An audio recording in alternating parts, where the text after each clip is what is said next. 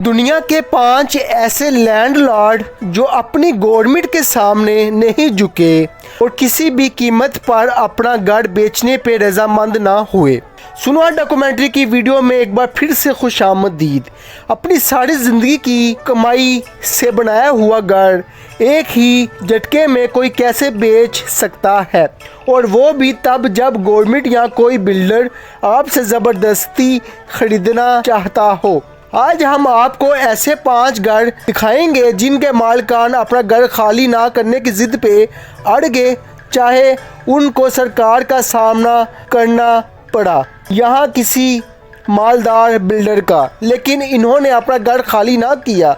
आइए शुरू करते हैं। Number 5, Austin springs Washington DC में वाक़या बड़े बड़े अपार्टमेंट के बीच में दबा हुआ ये घर ऑस्टिन स्प्रिंग्स नामी शख्स का है।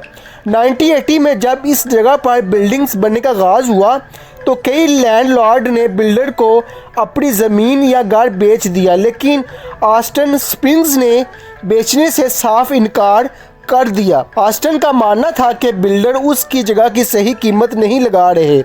जब ऑस्टिन को इसकी मुंह मांगी कीमत ना मिली तो उसने इस जगह पे पिज़्ज़ा शॉप खोलने का प्लान बनाया, लेकिन हुआ कुछ यूँ कि ऑस्टिन बैंक का कर्जी हो गया और उसको अपना ये घर आधी कीमत पे बेचना पड़ गया। ऑस्टिन ने ये घर एक बिल्डर को $7,50,000 में बेच दिया, जबकि वो $15 लाख की मांग कर रहा था। नंबर 4, यांग। पहली बार देखने से तो ऐसा लगता है कि शायद यहाँ पे जंजला आया है, लेकिन इस 3 मंजिला इमारत के मालिक यांग ने इसको बेचने से साफ इनकार कर दिया था। चाइना की बढ़ती हुई आबादी के पेश नज़र जिस जगह पे ये घर मौजूद है वहाँ चाइनीज़ गवर्नमेंट को एक हाईटेक इंडस्ट्रियल पार्क बनाना था। यांग के पड़ोसियों ने तो गवर्नमेंट के आगे हार मान ली, लेकिन यांग चाइनीज़ गवर्नमेंट को कोर्ट ले गया। सरकारी बिल्डर ने यांग के घर की पानी की सप्लाई, गैस और बिजली का कनेक्शन तक काट दिया। यांग को पानी भरने 1 किलोमीटर दूर जाना पड़ता था और रात को मोमबत्ती की रोशनी में गुजारा करना पड़ता था, और आखिरकार 2 साल केस लड़ने के बाद कोर्ट ने यांग के हक में फैसला दे दिया। नंबर 3, मेजफील्ड वाशिंगटन में छोटा शहर है जिसका नाम है सिएटल। वहाँ मौजूद है एक शॉपिंग मॉल जिसमें एक अजीबोगरीब सा सुराख नज़र आता है, लेकिन करीब जाकर देखें तो पता चलता है कि ये मॉल एक छोटे से घर के इर्द गिर्द बना हुआ है। ये बात है 2006 की। हुआ कुछ यूँ था कि इस घर में एक 84 साल की खतून अकेली रहती थी जिसका नाम था मेजफील्ड।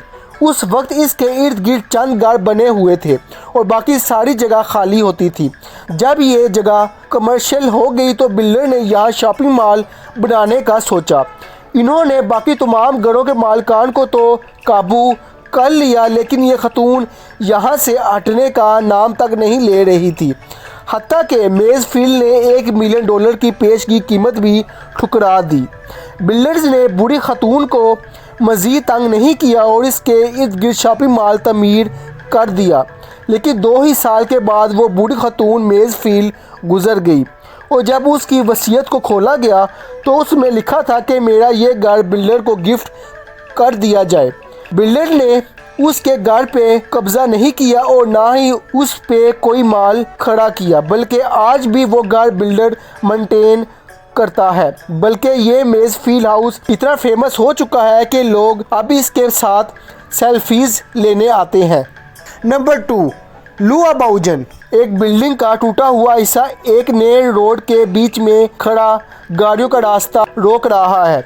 इस बिल्डिंग में कई फ्लैट्स हुआ करते थे, जिसमें से एक फ्लैट में एक बूढ़े मियाँ बीवी रहते थे। जब गवर्नमेंट को यहाँ पे एक रोड तमीर करना था तो बाकी सारे लोग पैसे या मुतबादिल जगह लेकर फ्लैट छोड़ गए, लेकिन लुआ बाउजन और उसकी बीवी सरकार की तरफ से दिए जाने वाले मुतबादिल फ्लैट से मुतमिन ना हुए और इन्होंने अपना फ्लैट छोड़ने से इनकार कर दिया और टूटे हुए अपार्टमेंट में ही रहने का फ़ैसला किया। मजबूरन सरकार को वो फ्लैट और उसके पास के कमरे छोड़ने पड़े اور اس کے ارد گرد روڈ بنا دیا گیا۔ اور اب باری ہے نمبر 1 کی۔ جاپان میں نرینا ایئرپورٹ کے بیچ میں ایک فارم بنا ہوا ہے۔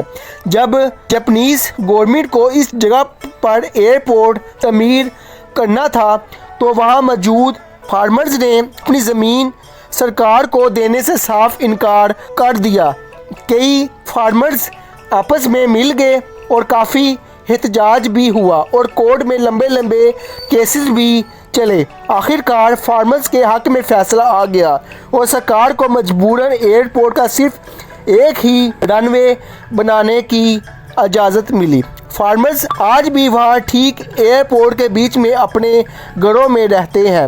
ان کی گھر کی کھڑکی یا ان کے فارم پہ کھڑے ہو کے ایسا لگتا ہے کہ رن وے پہ کھڑے ہیں۔ تو ناظرین، یہ وہ ممالک ہے جہاں کی قوم زندہ دل ہے اور عدلیہ انصاف پسند۔ مجھے امید ہے آج کی یہ ویڈیو آپ کو ضرور دلچسپ لگی ہوگی۔ ویڈیو کو ضرور لائک کریں اور ہمارا چینل سونہا ڈاکومنٹری کو ضرور سبسکرائب کر دیں۔ اگلی ویڈیو میں دوبارہ ملیں گے۔ اللہ حافظ۔